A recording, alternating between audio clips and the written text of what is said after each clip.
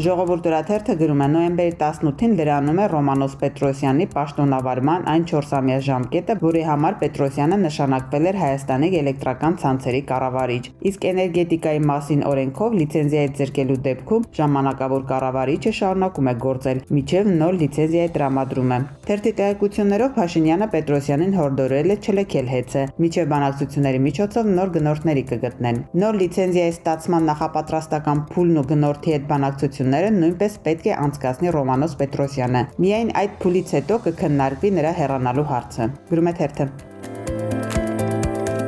Հրապարակ թերթը գրում է ղազախական ցորենի շուրջ բարձրացրած աղմուկից հետո Փաշինյանը փորձեց ձեռքել լվանալ թեմայից հայտարարելով, որ ցորենն իրենք չեն բերում, այլ մասնավոր ընկերություն։ Հայտնի է, որ բերողը Սամվել Ալեքսանյանի ընկերությունն է, որը Ղազախստանից անորակ 4-րդ կարգի ցորեն է ներկրել։ Ներկրող ընկերության պատասխանատուներից մեկը թերթին ասել է, որ կառավարությունն ուղղակի պարտադրել է իր PR-ի համար Ղազախստանից ներկրում իրականացնել։ Ներկրված 15 տոննա ցորենն ալյուր չի դարձել։ Թեպետ էկոնոմիկայի նախարար Գևորգ Պապոյանը հայտարարել էր, թե ով գիտի, քանիսդ եք արդեն կերել այդ ալյուրից թխած հացը։ Թերթը նաև ընկերությունից հետաքրքրվել է, թե ինչ են արել ղազախական ցորենը, ասել են՝ մի մասն օղու արտադրության մեջ են կիրառել, մի մասը որպես անասնակեր։ Իդեպ ճանապարհը բացելու այս PR-ի պատճառով Ռուսաստանը բարձրացրել է իր ցորենի գինը, որի հետևանքները քաղաքացիները գուցե շուտով զգան իրենց մաշկի վրա։ Գրում է թերթը։